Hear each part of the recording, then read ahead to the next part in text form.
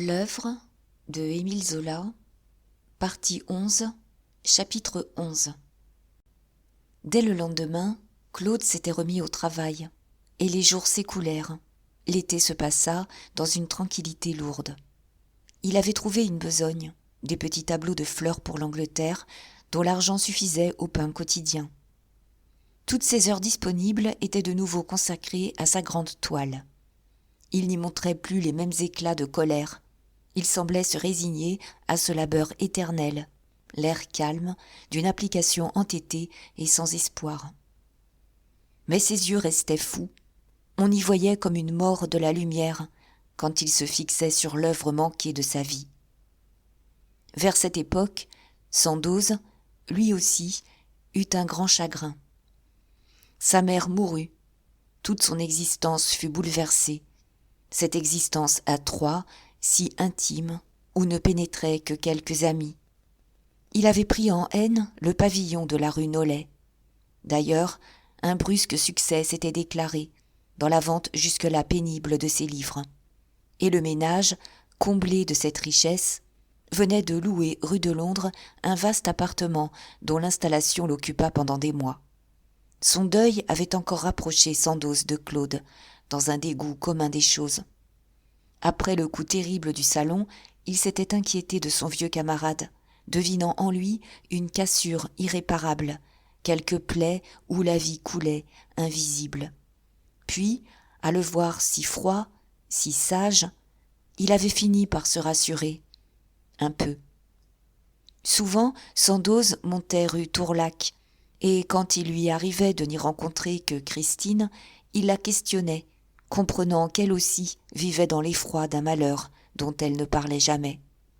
Elle avait la face tourmentée, les tressaillements nerveux d'une mère qui veille son enfant et qui tremble de voir la mort entrer au moindre bruit.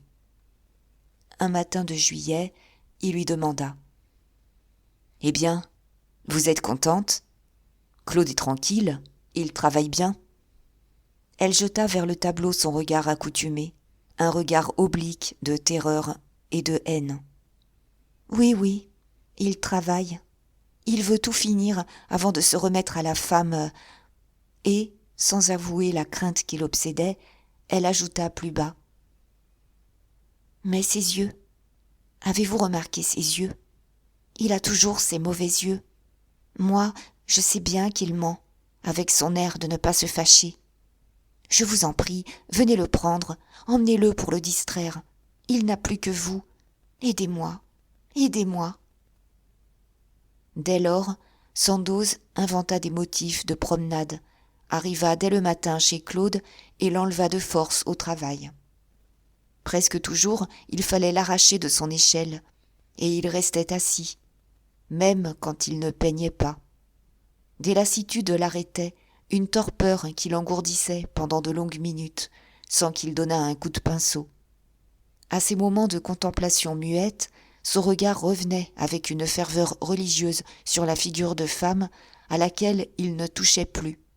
C'était comme le désir hésitant d'une volupté mortelle, l'infinie tendresse et l'effroi sacré d'un amour qui se refusait, dans la certitude d'y laisser la vie.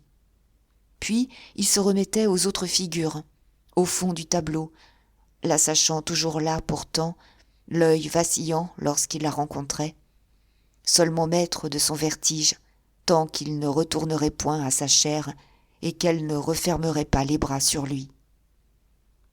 Un soir, Christine, qui était reçue maintenant chez Sandoz et qui ne manquait plus un jeudi, dans l'espérance de voir s'y égayer son grand enfant malade d'artiste, prit à part le maître de la maison en le suppliant de tomber le lendemain chez eux. Et, le lendemain, Sandoz ayant justement des notes à chercher pour un roman, de l'autre côté de la butte Montmartre, alla violenter Claude, l'emporta, le débaucha jusqu'à la nuit. Ce jour-là, comme ils étaient descendus à la porte de Clignancourt, où se tenait une fête perpétuelle, des chevaux de bois, des tirs, des guinguettes, ils eurent la stupeur de se trouver brusquement en face de chênes, trônant au milieu d'une vaste et riche baraque. C'était une sorte de chapelle très ornée. 4 jeux de tournevis s'y alignaient, des ronds chargés de porcelaine, de verreries, de bibelots dont le vernis et les dorures luisaient dans un éclair, avec des tintements d'harmonica quand la main d'un joueur lançait le plateau qui grinçait contre la plume. Même un lapin vivant, le gros lot, noué de faveurs roses, valsait, tournait sans fin, ivre d'épouvante.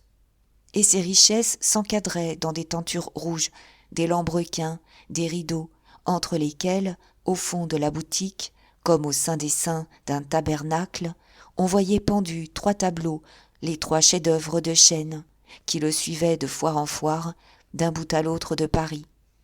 La femme adultère au centre, la copie du Mantegna à gauche, le poêle de Mahoudeau à droite.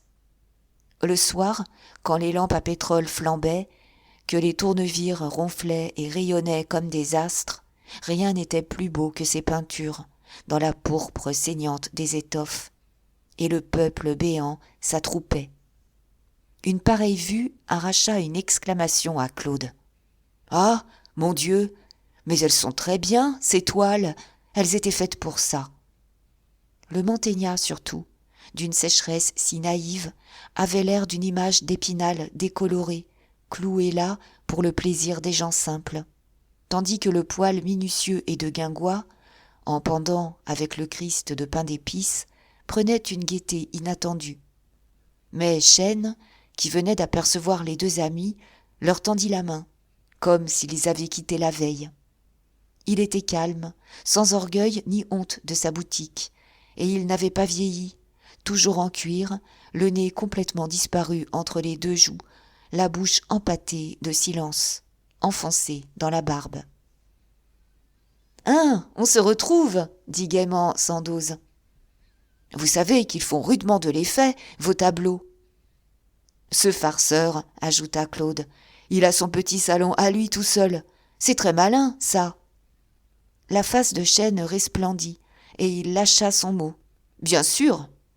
Puis, dans le réveil de son orgueil d'artiste, lui dont on ne tirait guère que des grognements, il prononça toute une phrase. « Ah, bien sûr que si j'avais eu de l'argent comme vous, je serais arrivé comme vous, tout de même. » C'était sa conviction. Jamais il n'avait mis son talent en doute.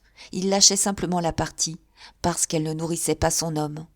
Au Louvre, devant les chefs-d'œuvre, il était uniquement persuadé qu'il fallait du temps. « Allez, reprit Claude, redevenu sombre, n'ayez point de regrets. Vous seul avez réussi. Ça marche, n'est-ce pas, le commerce ?» Mais Chêne mâchonna des paroles amères. Non, non, rien ne marchait, pas même les tournevires. Le peuple ne jouait plus, tout l'argent filait chez les marchands de vin.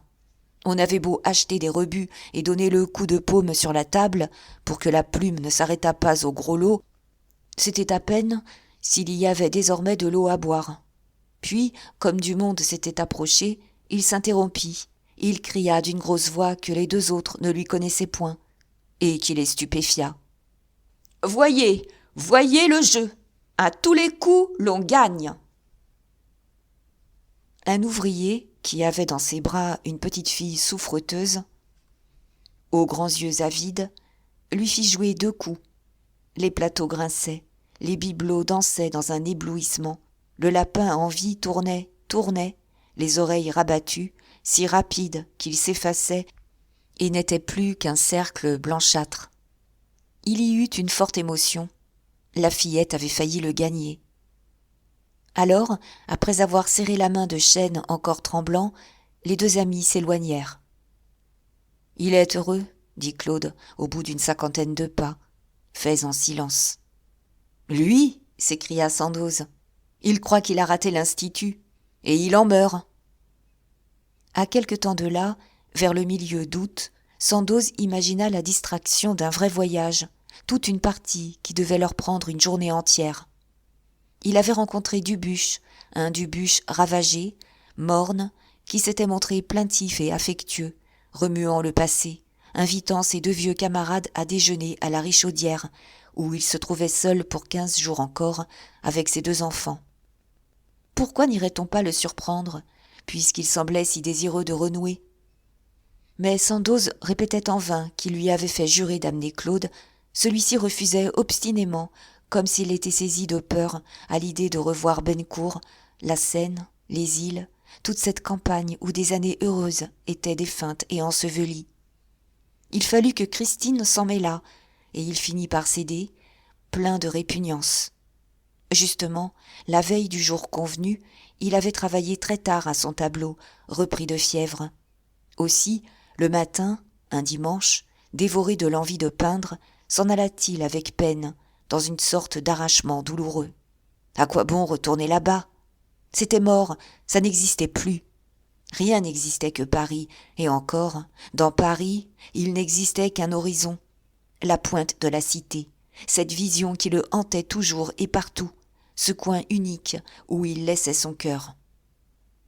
Dans le wagon, Sandoz, en le voyant nerveux, les yeux à la portière, comme s'il eût quitté pour des années la ville peu à peu décrue et noyée de vapeur, s'efforça de l'occuper et lui conta ce qu'il savait de la situation vraie de Dubuche. D'abord, le père Margaillan, glorieux de son gendre médaillé, l'avait promené, présenté en tout lieu, à titre d'associé et de successeur. En voilà un qui allait mener les affaires rondement, construire moins cher et plus beau, car le gaillard avait pâli sur les livres. Mais la première idée de Dubuche fut déplorable. Il inventa un four à briques et l'installa en Bourgogne, sur des terrains à son beau-père, dans des conditions si désastreuses, d'après un plan si défectueux, que la tentative se solda par une perte sèche de 200 000 francs. Il se rabattit alors sur les constructions, où il prétendait vouloir appliquer des vues personnelles, un ensemble très mûri, qui renouvellerait l'art de bâtir. C'étaient les anciennes théories qu'il tenait des camarades révolutionnaires de sa jeunesse, tout ce qu'il avait promis de réaliser quand il serait libre, mais mal digéré, appliqué hors de propos, avec la lourdeur du bon élève sans flamme créatrice.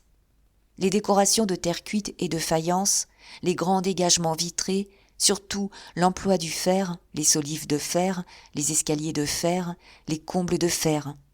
Et, comme ces matériaux augmentent les frais, il avait de nouveau abouti à une catastrophe, d'autant plus qu'il était un administrateur pitoyable et qu'il perdait la tête depuis sa fortune, épaissi encore par l'argent, gâté, désorienté, ne retrouvant même pas son application au travail.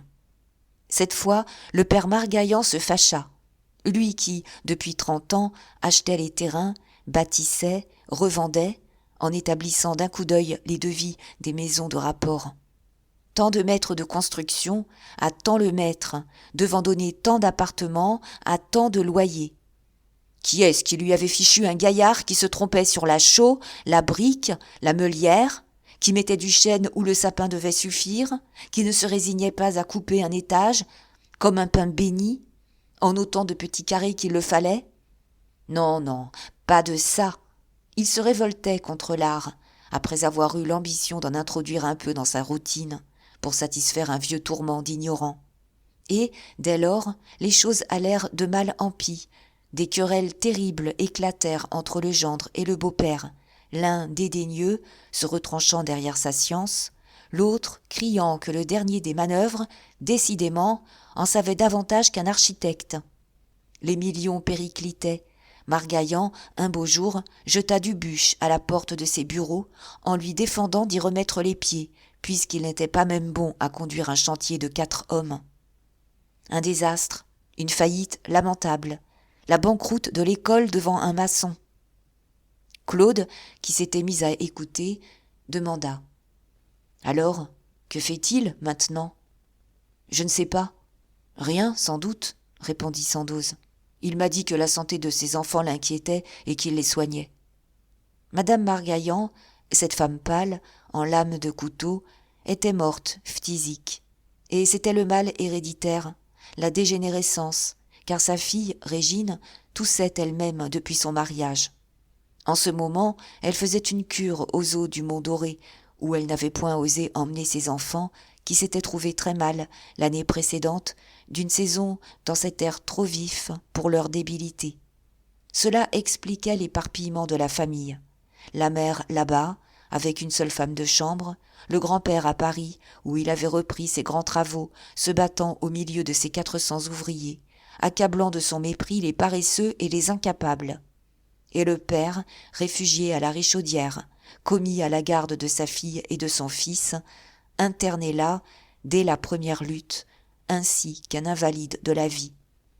Dans un instant d'expansion, Dubuche avait même laissé entendre que, sa femme ayant failli mourir à ses secondes couches, et s'évanouissant d'ailleurs au moindre contact trop vif, il s'était fait un devoir de cesser tout rapport conjugaux avec elle. Pas même cette récréation. Un beau mariage, dit simplement Sandoz, pour conclure.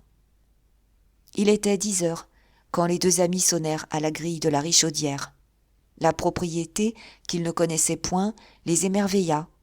Une futaie superbe, un jardin français avec des rampes et des perrons qui se déroulaient royalement, 3 serres immenses, surtout une cascade colossale, une folie de rocs rapportés, de ciment et de conduites d'eau où le propriétaire avait englouti une fortune par une vanité d'ancien gâcheur de plâtre.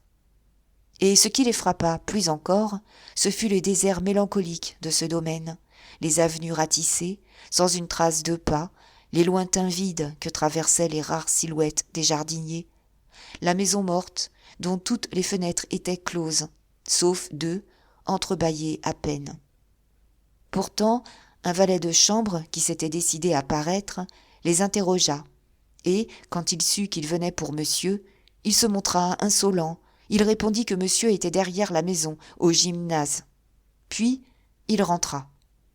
Sandoz et Claude suivirent une allée, débouchèrent en face d'une pelouse, et ce qu'ils virent les arrêta un instant.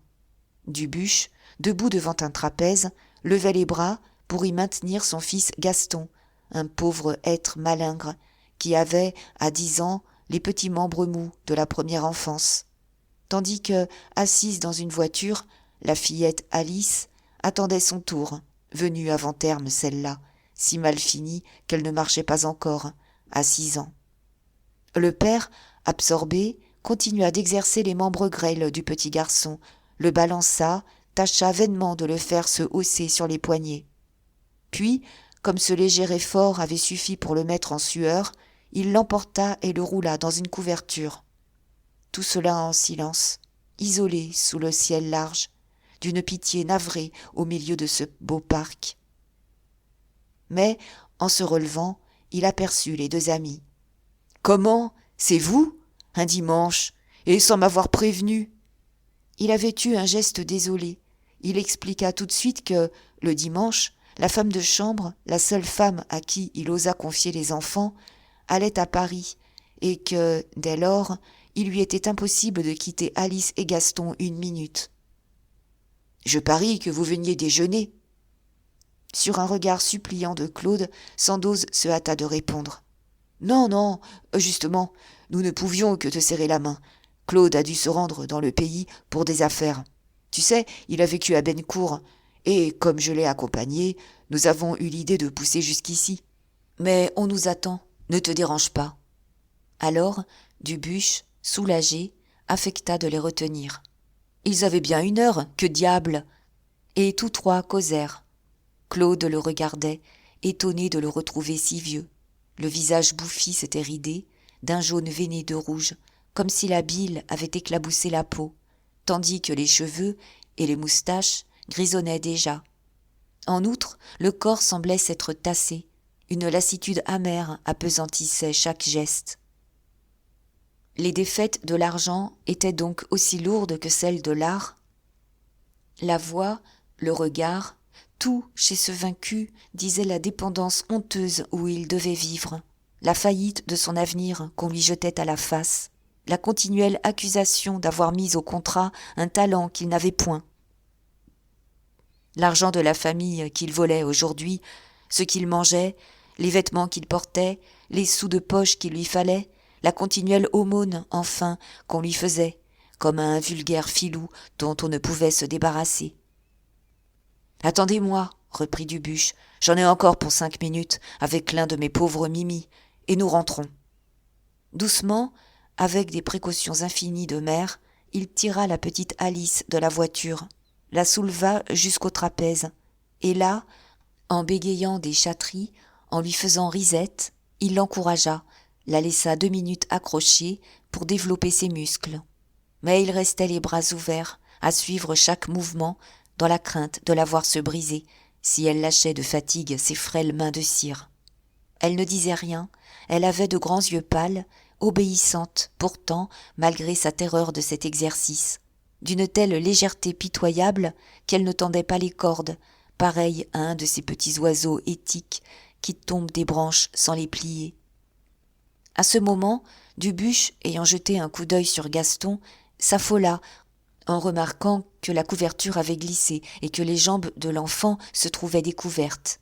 « Mon Dieu, mon Dieu, le voilà qui va prendre froid dans cette herbe, et moi qui ne puis bouger. Gaston, mon Mimi. Tous les jours c'est la même chose. Tu attends que je sois occupée avec ta sœur.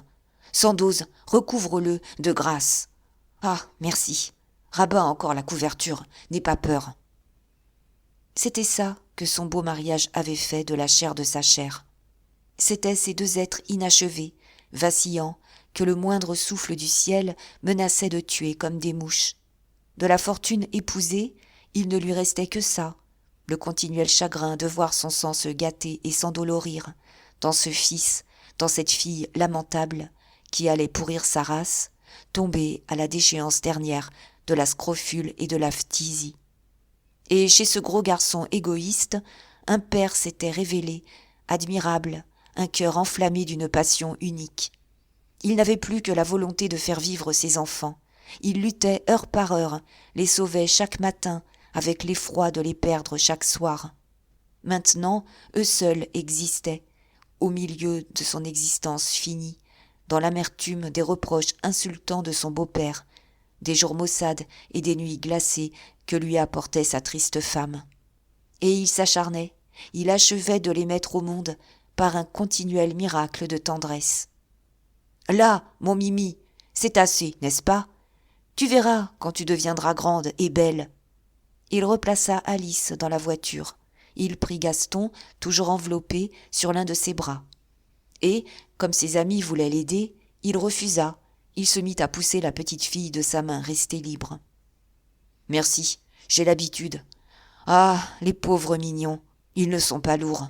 Et puis, avec les domestiques, on n'est jamais sûr. » En entrant dans la maison, Sandoz et Claude revirent le valet de chambre qui s'était montré insolent. Et ils s'aperçurent que Dubuche tremblait devant lui. L'office et l'antichambre, épousant les mépris du beau-père qui payait, traitaient le mari de madame en mendiant toléré par charité.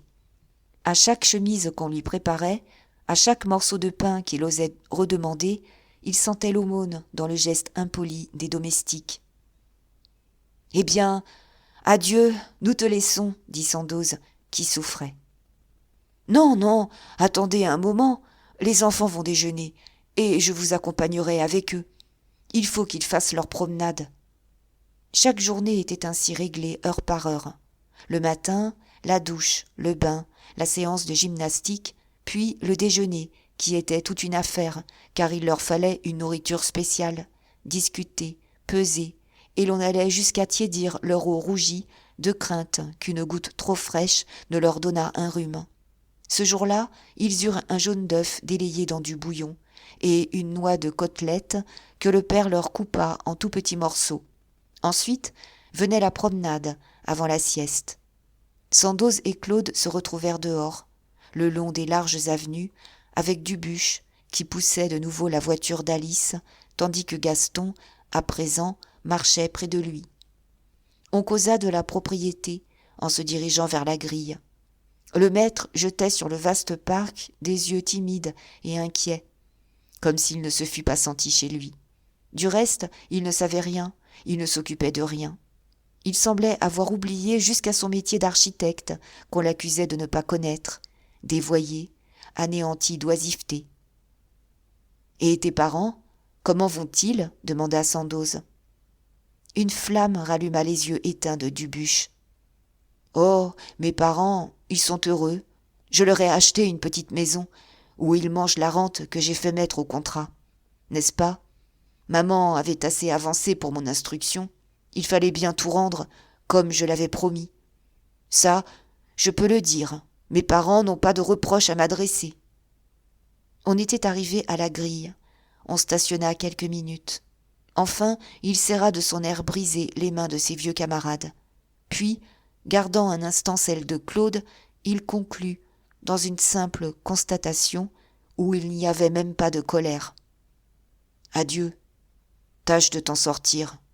Moi, j'ai raté ma vie. » Et ils le virent s'en retourner, poussant Alice, soutenant les pas déjà trébuchants de Gaston, lui-même avec le dos voûté et la marche lourde d'un vieillard. 1 heure sonnait. Tous deux se hâtèrent de descendre vers Bennecourt, attristés, affamés. Mais d'autres mélancolies les y attendaient. Un vent meurtrier avait passé là. Les faucheurs, le mari, la femme, le père Poirette, étaient morts, et l'auberge, tombée aux mains de cette oie de Mélie, devenait répugnante de saleté et de grossièreté. On leur y servit un déjeuner abominable, des cheveux dans l'omelette, des côtelettes sentant le suin au milieu de la salle grande ouverte à la pestilence du trou à fumier, tellement rempli de mouches que les tables en étaient noires. La chaleur de la brûlante après-midi d'août entrait avec la puanteur. Ils n'eurent pas le courage de commander du café. Ils se sauvèrent. « Et toi qui célébrais les omelettes de la mère Faucheur, dit Sandoz, une maison finie. Nous faisons un tour, n'est-ce pas ?» Claude allait refuser. Depuis le matin, il n'avait qu'une hâte, marcher plus vite, comme si chaque pas abrégeait la corvée et le ramenait vers Paris. Son cœur, sa tête, son être entier était resté là-bas. Il ne regardait ni à droite ni à gauche, filant sans rien distinguer des champs ni des arbres, n'ayant au crâne que son idée fixe, dans une hallucination telle que, par moments, la pointe de la cité lui semblait se dresser et l'appeler du milieu des vastes chaumes. Pourtant, la proposition de Sandoz éveillait en lui des souvenirs, et, une mollesse l'envahissant, il répondit « Oui, c'est ça, allons voir. » Mais, à mesure qu'il avançait le long de la berge, il se révoltait de douleur. C'était à peine s'il reconnaissait le pays. On avait construit un pont pour relier Bonnières à Bennecourt. Un pont, grand Dieu, à la place de ce vieux bac craquant sur sa chaîne et dont la note noire, coupant le courant, était si intéressante. En outre, le barrage établi en aval, à Port-Villers, ayant remonté le niveau de la rivière, la plupart des îles se trouvaient submergées. Les petits bras s'élargissaient. Plus de jolis coins, plus de ruelles mouvantes où se perdre. Un désastre à étrangler tous les ingénieurs de la marine. « Tiens, ce bouquet de saules qui émerge encore, à gauche, c'était le Barreux. L'île où nous allions causer dans l'herbe, tu te souviens ? Ah, les misérables !» Sandoz, qui ne pouvait voir couper un arbre sans montrer le poing au bûcheron, pâlissait de la même colère, exaspéré qu'on se fût permis d'abîmer la nature. Puis, Claude, lorsqu'il s'approcha de son ancienne demeure, devint muet, les dents serrées. On avait vendu la maison à des bourgeois. Il y avait maintenant une grille à laquelle il colla son visage. Les rosiers étaient morts, les abricotiers étaient morts. Le jardin, très propre, avec ses petites allées, ses carrés de fleurs et de légumes entourés de buis, se reflétait dans une grosse boule de verre étamé posée sur un pied, au beau milieu. Et la maison, badigeonnée à neuf, peinturlurée aux angles et aux encadrements en fausses pierres de taille, avait un endimanchement gauche de rustre parvenu, qui enragea le peintre. Non, non, il ne restait là rien de lui, rien de Christine, rien de leur grand amour de jeunesse. Il voulut voir encore. Il monta derrière l'habitation, chercha le petit bois de chêne, ce trou de verdure où ils avaient laissé le vivant frisson de leur première étreinte. Mais le petit bois était mort, mort avec le reste, abattu, vendu, brûlé. Alors il eut un geste de malédiction. Il jeta son chagrin à toute cette campagne si changée où il ne retrouvait pas un vestige de leur existence. Quelques années suffisaient donc pour effacer la place où l'on avait travaillé, joui et souffert. À quoi bon cette agitation vaine, si le vent, derrière l'homme qui marche, balaie et emporte la trace de ses pas ? Il avait bien senti qu'il n'aurait point dû revenir, car le passé n'était que le cimetière de nos illusions. On s'y brisait les pieds contre des tombes. « Allons-nous-en » cria-t-il. « Allons-nous-en vite. C'est stupide de se crever ainsi le cœur. » Sur le nouveau pont, Sandoz tenta de le calmer, en lui faisant voir un motif qui n'existait pas autrefois, la coulée de la Seine élargie, roulant à plein bord, dans une lenteur superbe. Mais cette eau n'intéressait plus Claude. Il fit une seule réflexion. C'était la même eau qui, en traversant Paris, avait ruisselé contre les vieux quais de la cité. Et elle le toucha dès lors. Il se pencha un instant, il crut y apercevoir des reflets glorieux, les tours de Notre-Dame et l'aiguille de la Sainte-Chapelle que le courant emportait à la mer. Les deux amis manquèrent le train de 3 heures. Ce fut un supplice que de passer 2 grandes heures encore dans ce pays si lourd à leurs épaules. Heureusement, ils avaient prévenu chez eux qu'ils rentreraient par un train de nuit, si on les retenait. Aussi résolurent-ils de dîner en garçons dans un restaurant de la place du Havre pour tâcher de se remettre, en causant au dessert comme jadis. 8 heures allaient sonner lorsqu'ils s'attablèrent. Claude, au sortir de la gare, les pieds sur le pavé de Paris, avait cessé de s'agiter nerveusement, en homme qui se retrouvait enfin chez lui. Et il écoutait, de l'air froid et absorbé qu'il gardait maintenant, les paroles bavardes dont Sandoz essayait de l'égayer. Celui-ci le traitait comme une maîtresse qu'il aurait voulu étourdir. Des plats fins et épicés, des vins qui grisent. Mais la gaieté restait rebelle. Sandoz lui-même finit par s'assombrir. Cette campagne ingrate, ce Ben-Cour tant chéri et oublieux, dans lequel il n'avait pas rencontré une pierre qui eût conservé leurs souvenirs, ébranlait en lui tous ses espoirs d'immortalité. Si les choses, qui ont l'éternité, oubliaient si vite, est-ce qu'on pouvait compter 1 heure sur la mémoire des hommes ? Vois-tu, mon vieux, c'est ce qui me donne des sueurs froides, parfois. As-tu jamais songé à cela, toi, que la postérité n'est peut-être pas l'impeccable justicière que nous rêvons ? On se console d'être injurié, d'être nié. On compte sur l'équité des siècles à venir. On est comme le fidèle qui supporte l'abomination de cette terre dans la ferme croyance à une autre vie, où chacun sera traité selon ses mérites. Et s'il n'y avait pas plus de paradis pour l'artiste que pour le catholique, si les générations futures se trompaient comme les contemporains, continuaient le malentendu, préféraient aux œuvres fortes les petites bêtises aimables. Ah, quel duperie, hein ? Quelle existence de forçat, clouée au travail pour une chimère. Remarque que c'est bien possible, après tout.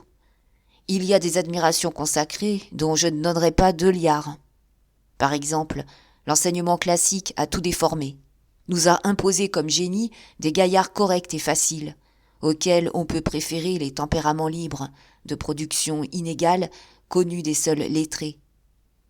L'immortalité ne serait donc qu'à la moyenne bourgeoisie, à ceux qu'on nous entre violemment dans le crâne, quand nous n'avons pas encore la force de nous défendre. Non, non, il ne faut pas se dire ces choses. J'en frissonne, moi.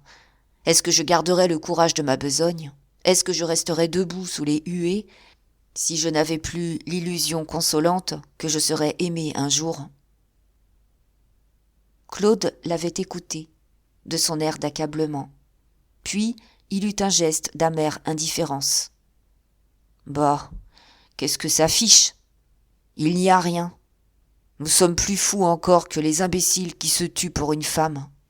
Quand la terre claquera dans l'espace comme une noix sèche, nos œuvres n'ajouteront pas un atome à sa poussière. » Ça, c'est bien vrai, conclut Sandoz, très pâle. À quoi bon vouloir combler le néant ? Et dire que nous le savons, et que notre orgueil s'acharne.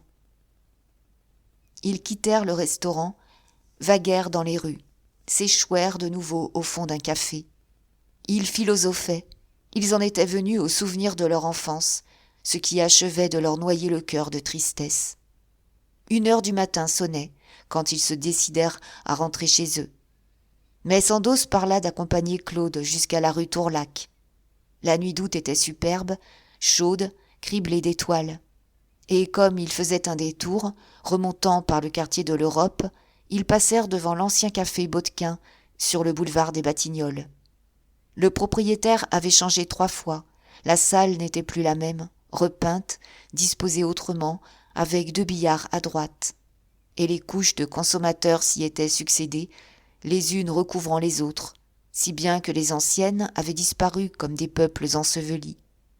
Pourtant, la curiosité, l'émotion de toutes les choses mortes qu'ils venaient de remuer ensemble, leur firent traverser le boulevard, pour jeter un coup d'œil dans le café, par la porte grande ouverte. Ils voulaient revoir leur table d'autrefois, au fond, à gauche. « Oh, regarde !» dit Sandoz, stupéfait. « Gagnière !» murmura Claude. C'était Gagnière, en effet, tout seul à cette table, au fond de la salle vide. Il avait dû venir de Melun pour un de ces concerts du dimanche dont il se donnait la débauche. Puis, le soir, perdu dans Paris, il était monté au café Baudequin, par une vieille habitude des jambes. Pas un des camarades n'y remettait les pieds, et lui, témoin d'un autre âge, s'y entêtait, solitaire. Il n'avait pas encore touché à sa chope.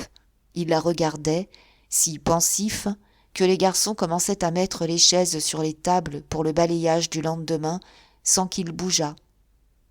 Les 2 amis hâtèrent le pas, inquiets de cette figure vague, pris de la terreur enfantine des revenants. Et ils se séparèrent rue Tourlaque. « Ah, ce triste Dubuche !» dit Sandoz en serrant la main de Claude. « C'est lui qui nous a gâté notre journée. » Dès novembre, lorsque tous les vieux amis furent rentrés, Sandoz songea à les réunir dans un de ses dîners du jeudi, comme il en avait gardé la coutume. C'était toujours la meilleure de ses joies. La vente de ses livres augmentait, le faisait riche. L'appartement de la rue de Londres prenait un grand luxe, à côté de la petite maison bourgeoise des Batignolles. Et lui restait immuable.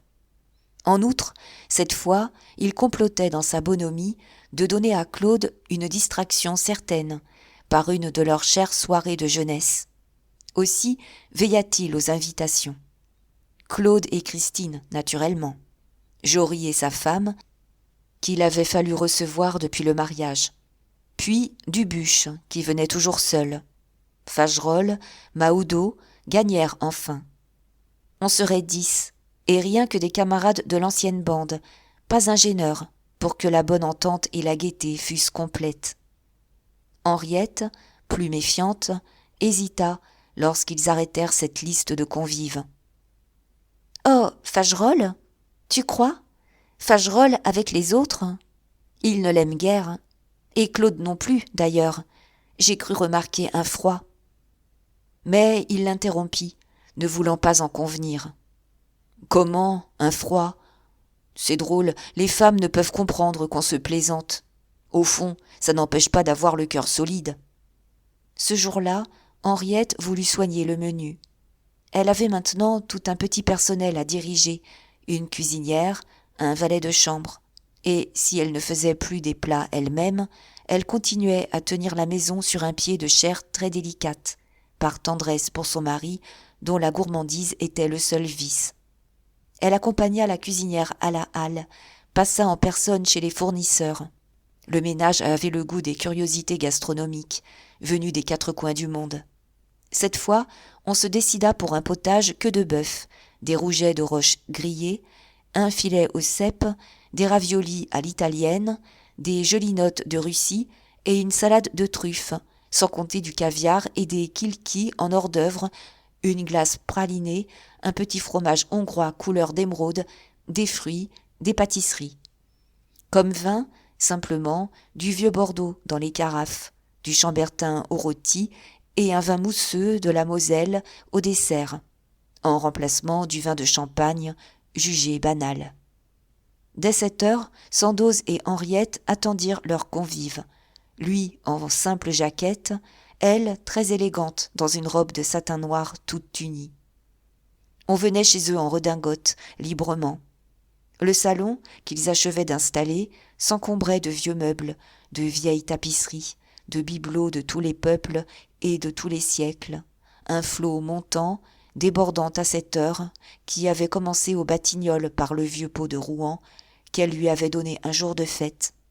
Ils couraient ensemble les brocanteurs, ils avaient une rage joyeuse d'acheter, et lui contentait là d'anciens désirs de jeunesse, des ambitions romantiques, nées jadis de ses premières lectures. Si bien que cet écrivain, si farouchement moderne, se logeait dans le Moyen-Âge vermoulu qu'il rêvait d'habiter à 15 ans. Comme excuse, il disait en riant que les beaux meubles d'aujourd'hui coûtaient trop cher, tandis qu'on arrivait tout de suite à de l'allure et à de la couleur, avec des vieilleries, même communes. Il n'avait rien du collectionneur, il était tout pour le décor, pour les grands effets d'ensemble. Et le salon, à la vérité, éclairé par 2 lampes de vieux Delft, prenait des tons fanés, très doux et très chauds. Les ors éteints des dalmatiques réappliqués sur les sièges, les incrustations jaunies des cabinets italiens et des vitrines hollandaises, les teintes fondues des portières orientales, les 100 petites notes des ivoires, des faïences, des émaux, pâlis par l'âge et se détachant contre la tenture neutre de la pièce, d'un rouge sombre. Claude et Christine arrivèrent les derniers. Cette dernière avait mis son unique robe de soie noire, une robe usée, finie, qu'elle entretenait avec des soins extrêmes pour les occasions semblables. Tout de suite, Henriette lui prit les 2 mains en l'attirant sur un canapé. Elle l'aimait beaucoup, elle la questionna en la voyant singulière, les yeux inquiets dans sa pâleur touchante. Qu'avait-elle donc? Souffrait-elle? Non, non, elle répondit qu'elle était très gaie, très heureuse de venir. Et ses regards, à chaque minute, allaient vers Claude, comme pour l'étudier, puis se détournaient. Lui paraissait excité, d'une fièvre de paroles et de gestes qu'il n'avait pas montrée depuis plusieurs mois. Seulement, par instants, cette agitation tombait, il demeurait silencieux, les yeux larges et perdus, fixés là-bas, au loin, dans le vide, sur quelque chose qui semblait l'appeler. « Ah, mon vieux, dit-il à Sandoz, j'ai achevé ton bouquin cette nuit. C'est rudement fort, tu leur as cloué le bec cette fois. » Tous 2 causèrent devant la cheminée, où des bûches flambaient. L'écrivain, en effet, venait de publier un nouveau roman. Et, bien que la critique ne désarmât pas, il se faisait enfin, autour de ce dernier, cette rumeur du succès qui consacre un homme, sous les attaques persistantes de ses adversaires. D'ailleurs, il n'avait aucune illusion.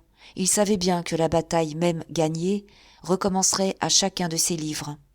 Le grand travail de sa vie avançait, cette série de romans, ces volumes qu'il lançait coup sur coup, d'une main obstinée et régulière, marchant au but qu'il s'était donné, sans se laisser vaincre par rien, obstacles, injures, fatigue.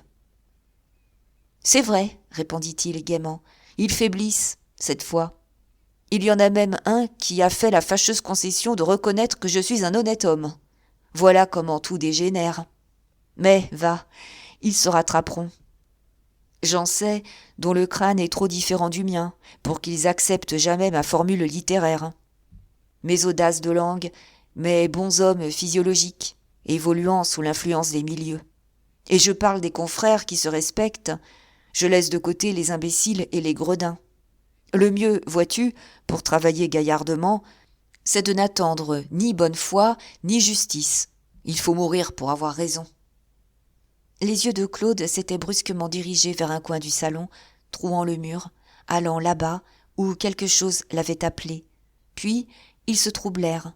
Ils revinrent, tandis qu'il disait « Bah, tu parles pour toi. Si je crevais, moi, j'aurais tort. N'importe, ton bouquin m'a fichu une sacrée fièvre. J'ai voulu peindre aujourd'hui. Impossible. Ah, ça va bien que je ne puisse pas être jaloux de toi.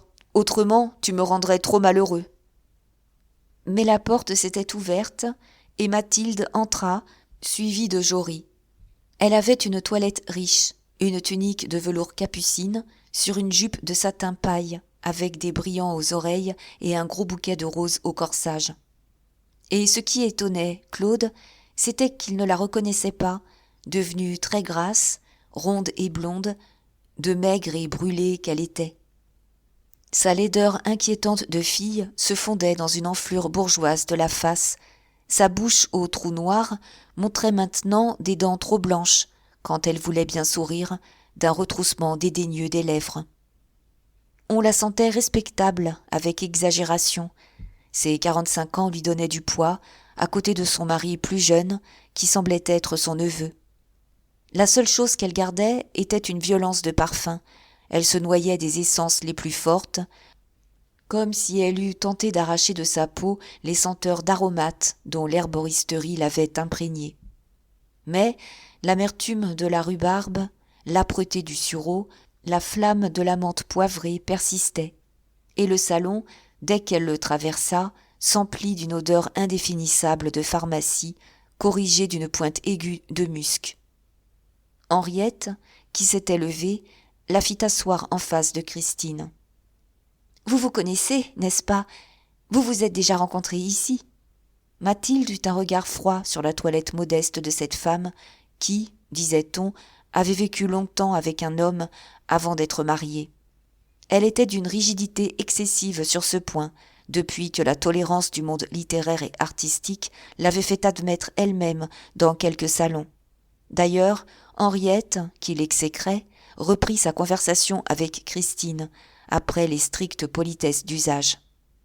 Jory avait serré les mains de Claude et de Sandoz, et debout avec eux, devant la cheminée, il s'excusait, auprès de ce dernier, d'un article paru le matin même dans sa revue, qui maltraitait le roman de l'écrivain. « Mon cher, tu le sais, on n'est jamais le maître chez soi. Je devrais tout faire, mais j'ai si peu de temps.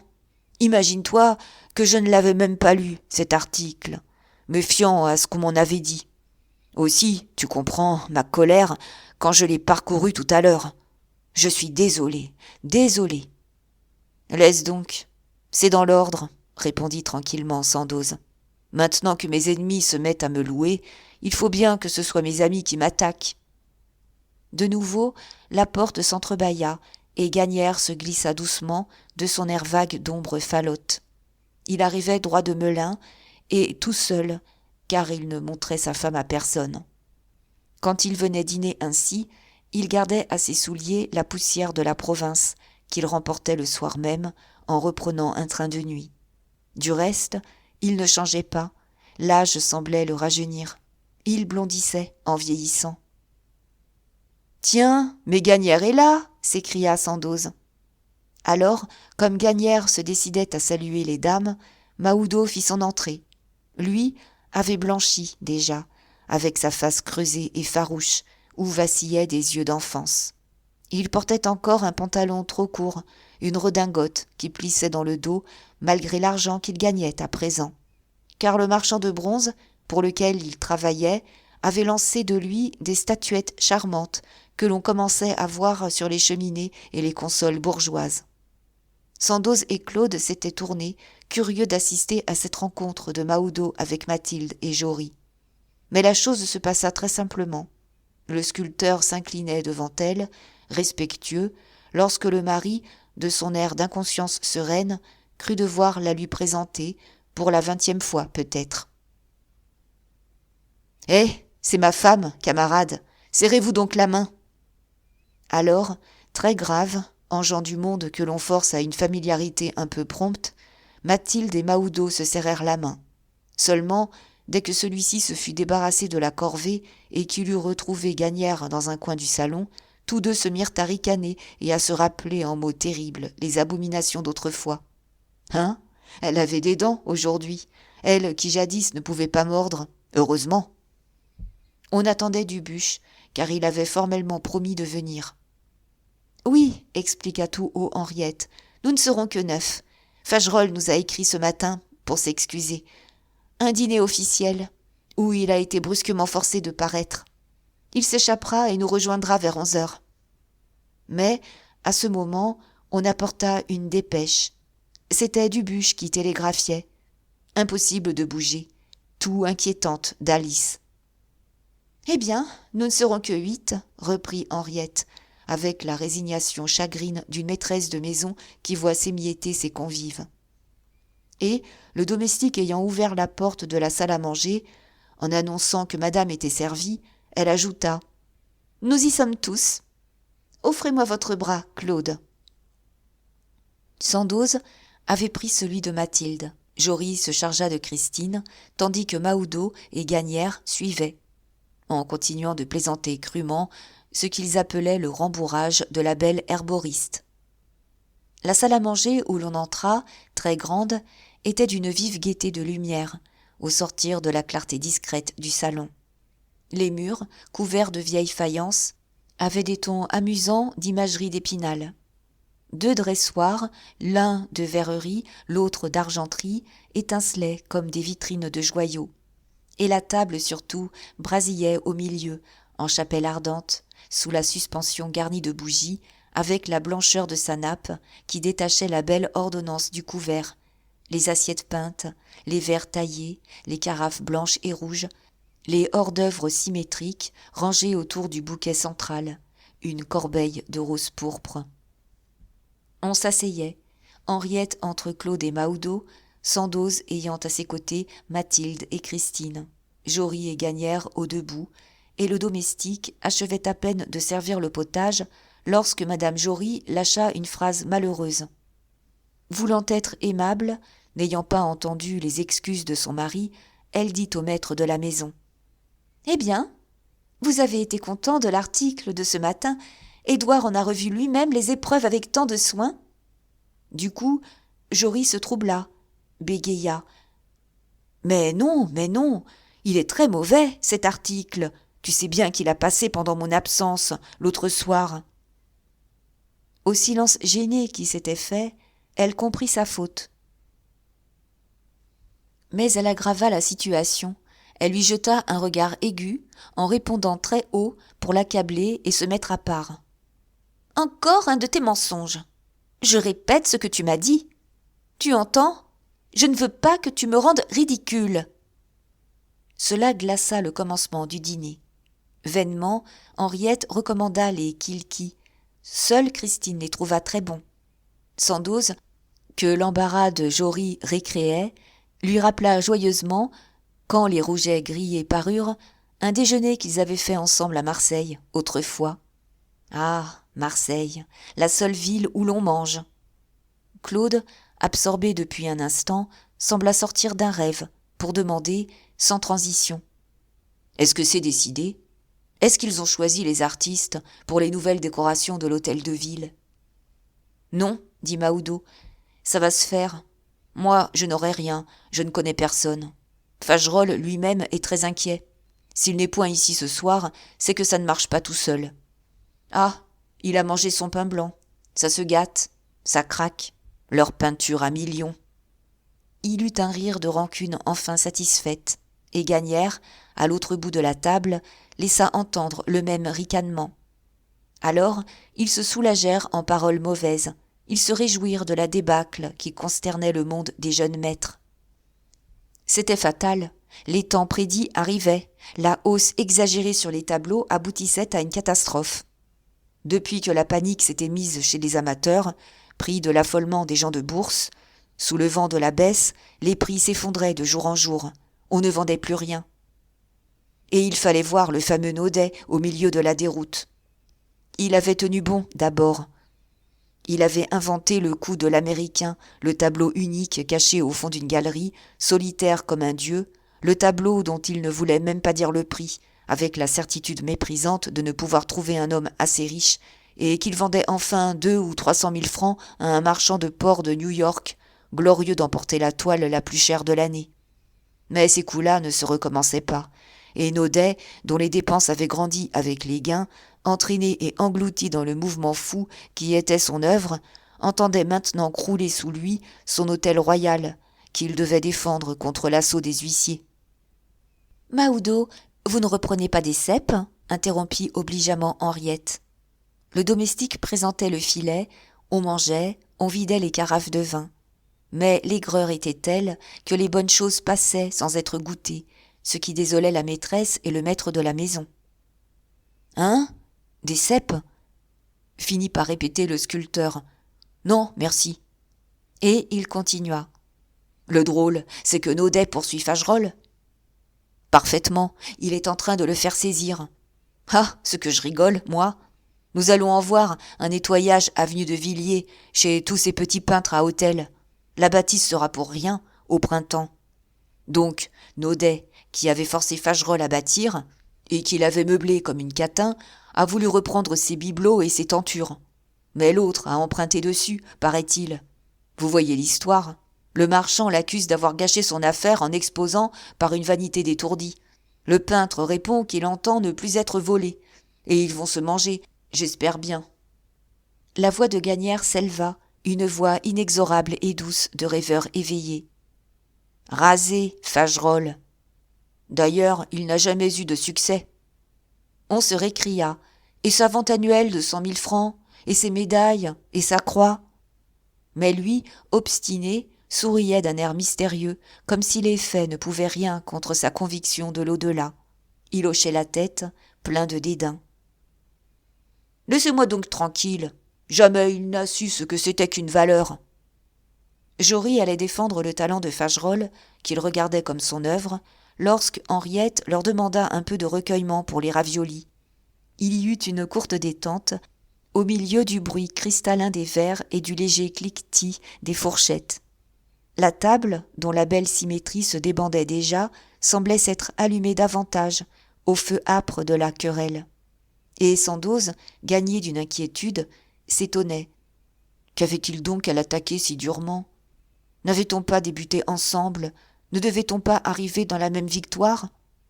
Un malaise, pour la première fois, troublait son rêve d'éternité, cette joie de ces jeudis qu'il voyait se succéder, tous pareils, tous heureux, jusqu'au dernier jour lointain de l'âge. Mais ce ne fut encore qu'un frisson à fleur de peau. Il dit en riant : « Claude, ménage-toi, voici les jolies notes. Hé, Claude, où es-tu » Depuis qu'on se taisait, Claude était retourné dans son rêve, les regards perdus, reprenant des raviolis sans savoir. Et Christine, qui ne disait rien, triste et charmante, ne le quittait pas des yeux. Il eut un sursaut. Il choisit une cuisse parmi les morceaux de gelinotte, qu'on servait, et dont le fumet violent emplissait la pièce d'une odeur de résine. « Hein, sentez-vous ça » cria Sandoz, amusé. « On croirait qu'on avale toutes les forêts de la Russie. » Mais Claude revint à sa préoccupation. « Alors, vous dites que Fagerolles aura la salle du conseil municipal ?» Et cette parole suffit. Mahoudeau et Gagnière, remis sur la piste, repartirent. « Ah, un joli badigeonnage à l'eau claire, si on la lui donnait, cette salle. Et il faisait assez de vilainie pour l'avoir. Lui, qui autrefois affectait de cracher sur les commandes, en grand artiste débordé par les amateurs, il assiégeait l'administration de ses bassesses, depuis que sa peinture ne se vendait plus. Connaissait-on quelque chose d'aussi plat qu'un peintre devant un fonctionnaire, et les courbettes, et les concessions, et les lâchetés ? Une honte, une école de domesticité, que cette dépendance de l'art, sous le bon vouloir imbécile d'un ministre.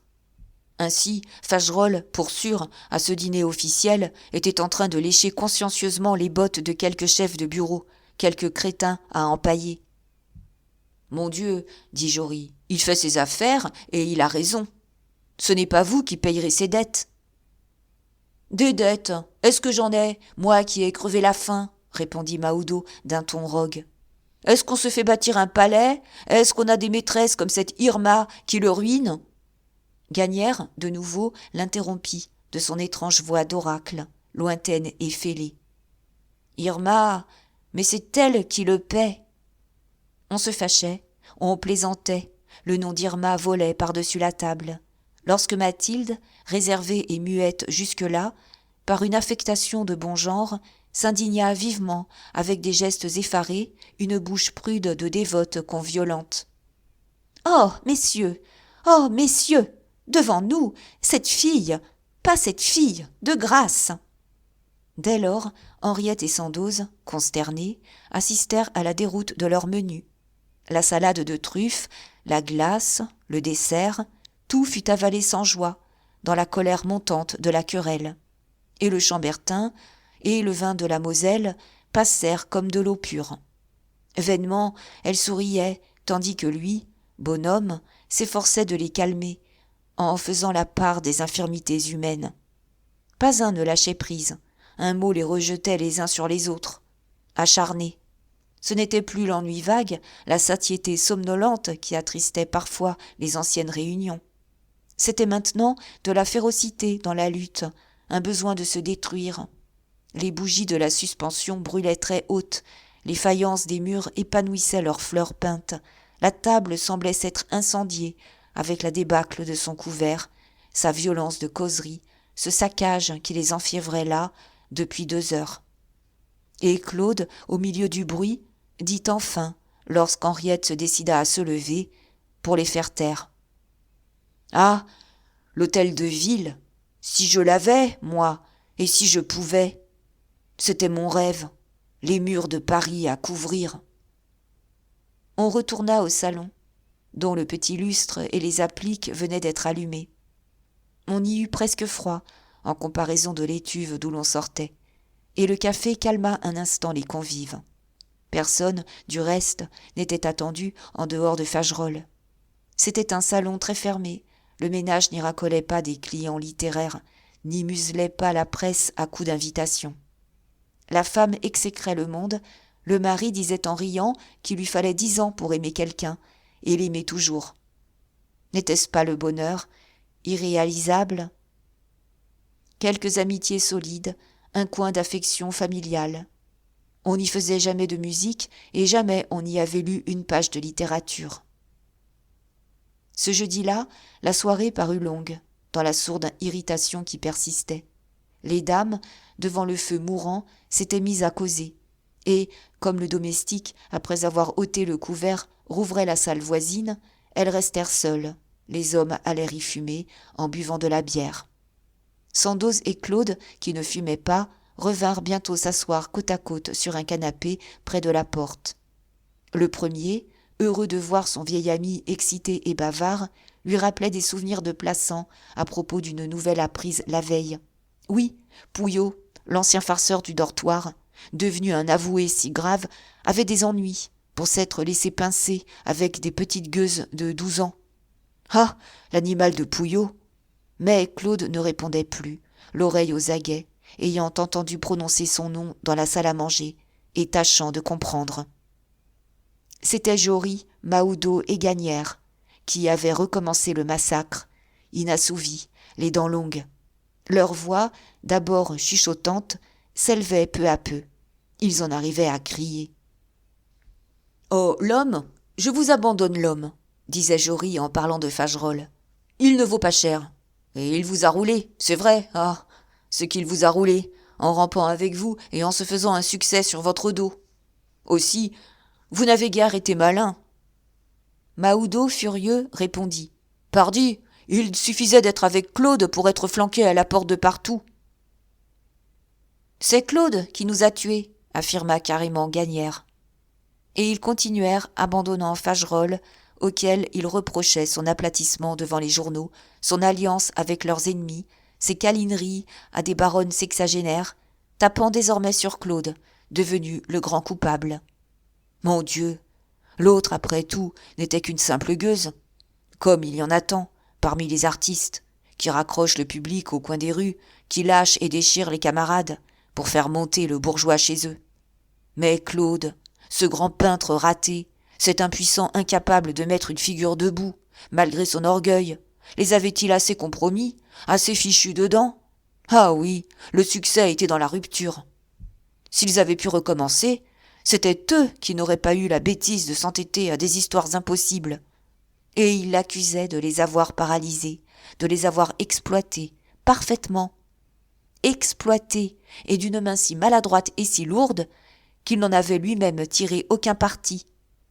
« Enfin, moi, reprit Mahoudeau, ne m'a-t-il pas rendu idiot un moment ? Quand je songe à ça, je me tâte. Je ne comprends plus pourquoi je m'étais mis de sa bande. Est-ce que je lui ressemble ? Est-ce qu'il y avait quelque chose de commun entre nous ? Hein ? C'est exaspérant de s'en apercevoir si tard. Et à moi donc, continua Gagnière, il m'a bien volé mon originalité. Croyez-vous que ça m'amuse d'entendre à chaque tableau répéter derrière moi, depuis 15 ans, c'est un Claude ? Ah non, j'en ai assez. J'aime mieux ne plus rien faire. N'empêche que si j'avais vu clair, autrefois, je ne l'aurais pas fréquenté. » C'était le sauve-qui-peut, les derniers liens qui se rompaient dans la stupeur de se voir tout d'un coup étrangers et ennemis après une longue jeunesse de fraternité. La vie les avait débandés en chemin, et les profondes dissemblances apparaissaient. Il ne leur restait à la gorge que l'amertume de leur ancien rêve enthousiaste, cet espoir de bataille et de victoire côte à côte, qui maintenant aggravait leur rancune. « Le fait est, ricana Jory, que Fagerolles ne s'est pas laissé piller comme un niais. » Mais, vexé, Mahoudeau se fâcha. « Tu as tort de rire, toi, car tu es aussi un joli lâcheur. Oui, tu nous disais toujours que tu nous donnerais un coup de main quand tu aurais un journal à toi. »« Ah, permets. » Gagnière se joignit à Mahoudeau. « C'est vrai, ça. Tu ne vas plus raconter qu'on te coupe ce que tu écris sur nous, puisque tu es le maître. Et jamais un mot. Tu ne nous as pas seulement nommés dans ton dernier salon. » Gêné et bégayant, Jory s'emporta à son tour. « C'est la faute de ce bougre de Claude. Je n'ai pas envie de perdre mes abonnés pour vous être agréable. Vous êtes impossible, là, comprenez-vous. Toi, Mahoudeau, tu peux te décarcasser à faire des petites choses gentilles. Toi, Gagnière, tu auras beau même ne plus rien faire du tout. Vous avez une étiquette dans le dos. Il vous faudra 10 ans d'efforts avant de la décoller. Et encore, on en a vu qui ne se décollaient jamais. Le public s'amuse, vous savez. Il n'y avait que vous pour croire au génie de ce grand toqué ridicule qu'on enfermera un de ces 4 matins. » Alors, ce fut terrible. Tous les trois parlèrent à la fois, en arrivèrent aux reproches abominables, avec des éclats tels, des coups si durs de mâchoire, qu'ils semblaient se mordre. Sur le canapé, Sandoz, troublé dans les gais souvenirs qu'il évoquait, avait dû lui-même prêter l'oreille à ce tumulte, qui lui arrivait par la porte ouverte. « Tu entends » lui dit Claude, très bas, avec un sourire de souffrance. « Il m'arrange bien. »« Non, non, reste là. Je ne veux pas que tu les fasses taire. J'ai mérité ça, puisque je n'ai pas réussi. » Et Sandoz, pâlissant, continua d'écouter cet enragement dans la lutte pour la vie, cette rancune des personnalités aux prises qui emportait sa chimère d'éternelle amitié. Henriette, heureusement, s'inquiétait de la violence des voix. Elle se leva et alla faire honte aux fumeurs d'abandonner ainsi les dames pour se quereller. Tous rentrèrent dans le salon, suant, soufflant, gardant la secousse de leur colère. Et, comme elle disait, les yeux sur la pendule, qu'ils n'auraient décidément pas Fagerolles ce soir-là, ils se remirent à ricaner en échangeant un regard. Ah, il avait bon nez, lui. Ce n'était pas lui qu'on prendrait à se rencontrer avec d'anciens amis devenus gênants et qui l'exécraient. En effet, Fagerolles ne vint pas. La soirée s'acheva péniblement. On était retourné dans la salle à manger, où le thé se trouvait servi sur une nappe russe, brodée en rouge d'une chasse aux cerfs. Et il y avait, sous les bougies rallumées, une brioche, des assiettes de sucreries et de gâteaux, tout un luxe barbare de liqueurs, whisky, genièvre, kümmel, raki de Kyo. Le domestique apporta encore du punch, et il s'empressait autour de la table pendant que la maîtresse de la maison remplissait la théière au samovar, bouillant en face d'elle. Mais ce bien-être, cette joie des yeux, cette odeur fine du thé, ne détendaient pas les cœurs. La conversation était retombée sur le succès des uns et la mauvaise chance des autres. Par exemple, n'était-ce pas une honte, ces médailles, ces croix, toutes ces récompenses qui déshonoraient l'art, tant on les distribuait mal? Est-ce qu'on devait rester d'éternels petits garçons en classe? Toutes les platitudes venaient de là, cette docilité et cette lâcheté devant les pions, pour avoir des bons points. Puis, dans le salon de nouveau, comme Sandoz, désolé, en arrivait à souhaiter ardemment de les voir partir, il remarqua Mathilde et Gagnière, assis côte à côte sur un canapé, parlant musique avec langueur, au milieu des autres exténués, sans salive, les mâchoires mortes. Gagnière, en extase, philosophait et poétisait.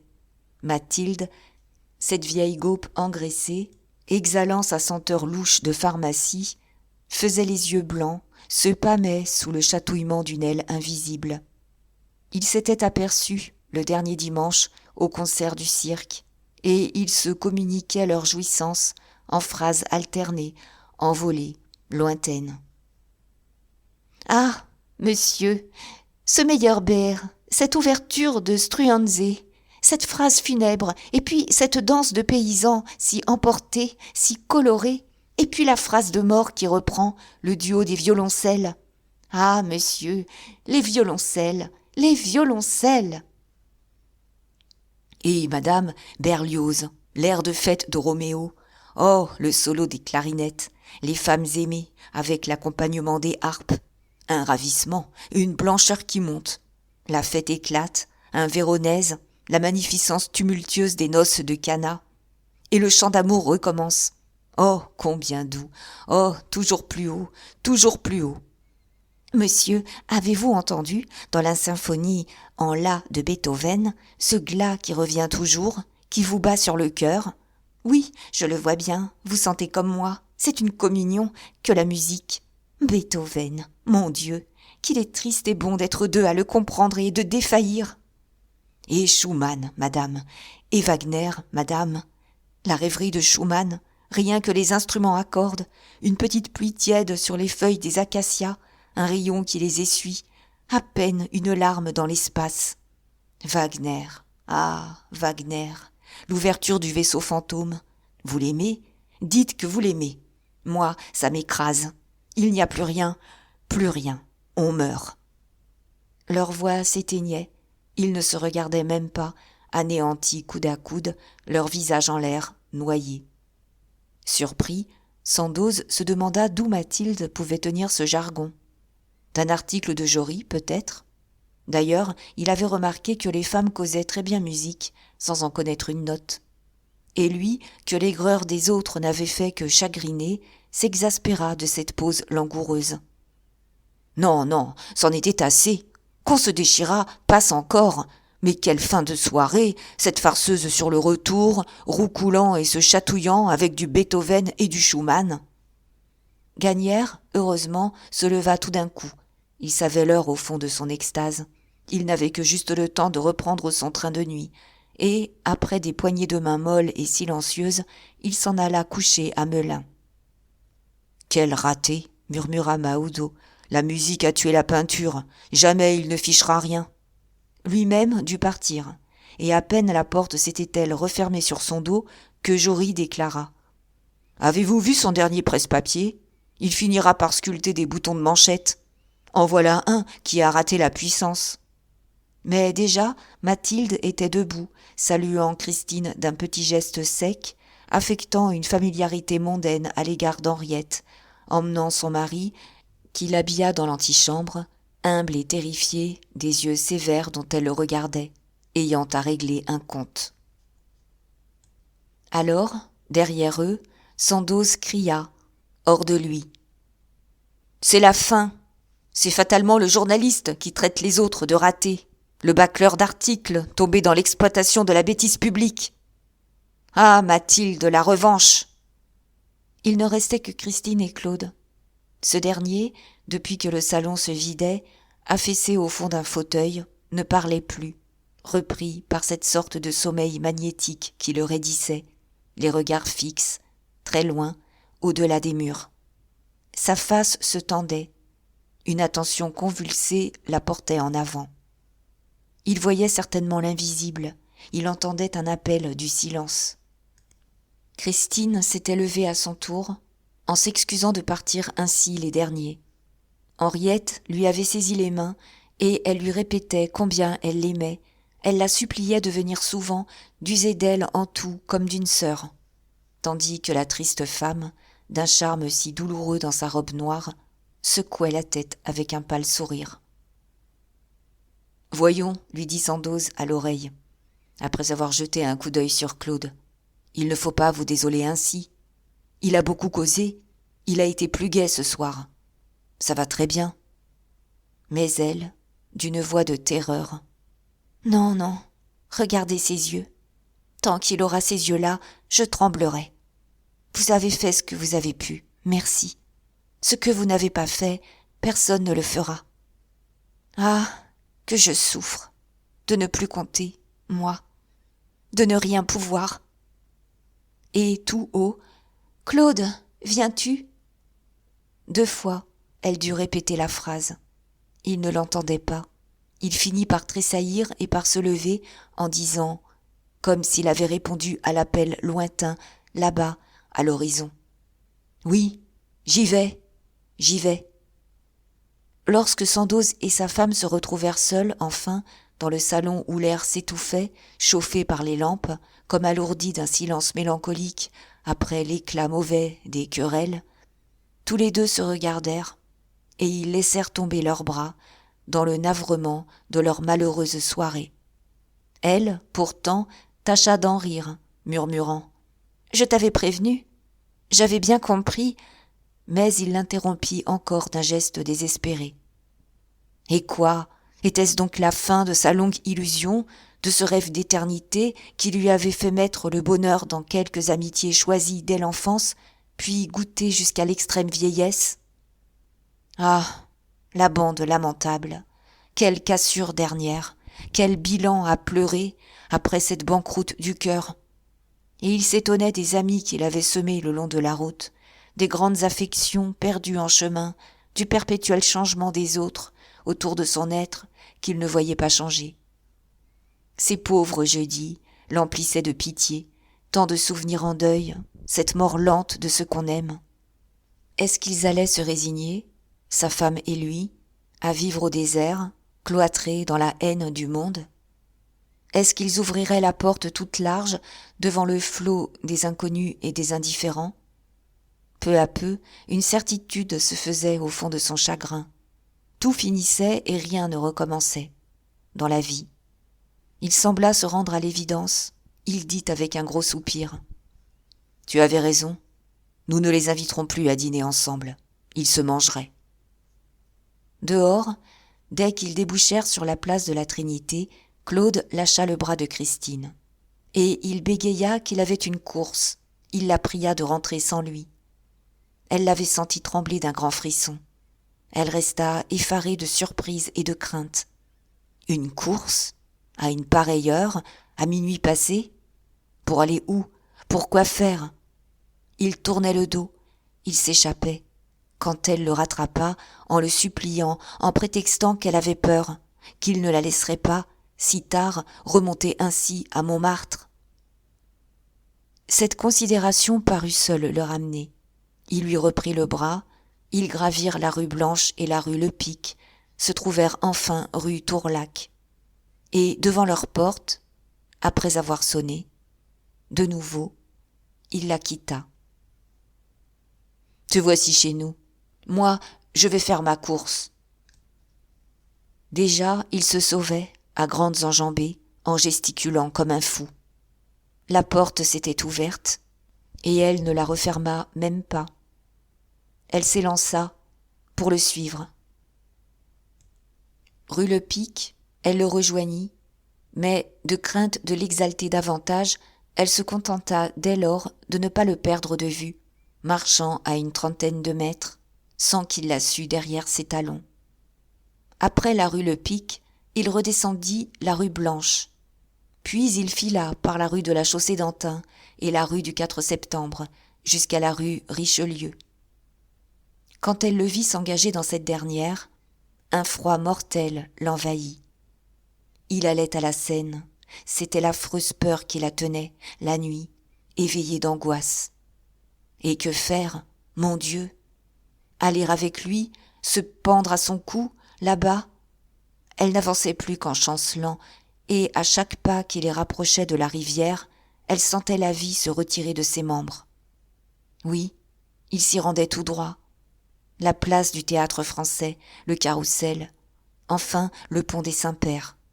Il y marcha un instant, s'approcha de la rampe au-dessus de l'eau. Et elle crut qu'il se jetait. Un grand cri s'étouffa dans l'étranglement de sa gorge. Mais non, il demeurait immobile. N'était-ce donc que la cité, en face, qui le hantait, ce cœur de Paris dont il emportait l'obsession partout, qu'il évoquait de ses yeux fixes au travers des murs, qui lui criait ce continuel appel à des lieux entendus de lui seul. Elle n'osait l'espérer encore. Elle s'était arrêtée en arrière, le surveillant dans un vertige d'inquiétude, le voyant toujours faire le terrible saut, et résistant au besoin de s'approcher, et redoutant de précipiter la catastrophe si elle se montrait. Mon Dieu, être là, avec sa passion ravagée, sa maternité saignante, être là, assister à tout, sans pouvoir même risquer un mouvement pour le retenir. Lui, debout, très grand, ne bougeait pas, regardait dans la nuit. C'était une nuit d'hiver, au ciel brouillé, d'un noir de suie qu'une bise, soufflant de l'ouest, rendait très froide. Paris allumé s'était endormi. Il n'y avait plus là que la vie des becs de gaz, des taches rondes qui scintillaient, qui se rapetissaient, pour n'être au loin qu'une poussière d'étoiles fixes. D'abord, les quais se déroulaient avec leur double rang de perles lumineuses, dont la réverbération éclairait d'une lueur les façades des premiers plans. À gauche, les maisons du quai du Louvre. À droite, les deux ailes de l'Institut, masse confuse de monuments et de bâtisses qui se perdaient ensuite en un redoublement d'ombre, piquées des étincelles lointaines. Puis, entre ces cordons fuyant à perte de vue, les ponts jetaient des barres de lumière, de plus en plus minces, faites chacune d'une traînée de paillettes, par groupes et comme suspendues. Et là, dans la Seine, éclatait la splendeur nocturne de l'eau vivante des villes. Chaque bec de gaz reflétait sa flamme, un noyau qui s'allongeait en une queue de comète. Les plus proches, se confondant, incendiaient le courant de larges éventails de braise, réguliers et symétriques. Les plus reculés, sous les ponts, n'étaient que des petites touches de feu immobiles. Mais les grandes queues embrasées vivaient, remuantes à mesure qu'elles s'étalaient, noires et or, d'un continuel frissonnement d'écailles où l'on sentait la coulée infinie de l'eau. Toute la Seine en était allumée comme d'une fête intérieure, d'une féerie mystérieuse et profonde, faisant passer des valses derrière les vitres rougeoyantes du fleuve. En haut, au-dessus de cet incendie, au-dessus des quais étoilés, il y avait, dans le ciel sans astre, une rouge nuée, l'exhalaison chaude et phosphorescente qui, chaque nuit, met au sommeil de la ville une crête de volcan. Le vent soufflait, et Christine, grelottante, les yeux emplis de larmes, sentait le pont tourner sous elle, comme s'il l'avait emporté dans une débâcle de tout l'horizon. Claude n'avait-il pas bougé? N'enjambait-il pas la rampe? Non, tout s'immobilisait de nouveau. Elle le retrouvait à la même place, dans sa raideur entêtée, les yeux sur la pointe de la cité qu'il ne voyait pas. Il était venu, appelé par elle, et il ne la voyait pas au fond des ténèbres. Il ne distinguait que les ponts, des carcasses fines de charpente se détachant en noir sur l'eau brasillante. Puis, au-delà, tout se noyait, l'île tombait au néant. Il n'en aurait pas même retrouvé la place si des fiacres attardés n'avaient promené, par moments, le long du pont Neuf, ces étincelles filantes qui courent encore dans les charbons éteints. Une lanterne rouge, au ras du barrage de la Monnaie, jetait dans l'eau un filet de sang.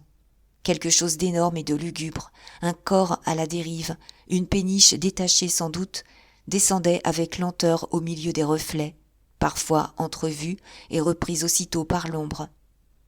Où avait donc sombré l'île triomphale? Était-ce au fond de ces flots incendiés? Il regardait toujours, envahi peu à peu par le grand ruissellement de la rivière dans la nuit. Il se penchait sur ce fossé si large, d'une fraîcheur d'abîme, où dansait le mystère de ces flammes. Et le gros bruit triste du courant l'attirait, il en écoutait l'appel, désespéré jusqu'à la mort. Christine, cette fois, sentit, à un élancement de son cœur, qu'il venait d'avoir la pensée terrible. Elle tendit ses mains vacillantes, que flagellait la bise. Mais Claude était resté tout droit, luttant contre cette douceur de mourir. Et il ne bougea pas, d'une heure encore. n'ayant plus la conscience du temps. Les regards toujours là-bas, sur la cité, comme si, par un miracle de puissance, ses yeux allaient faire de la lumière et l'évoquer pour la revoir. Lorsque, enfin, Claude quitta le pont d'un pas qui trébuchait, Christine dut le dépasser et courir afin d'être rentrée rue Tourlaque avant lui.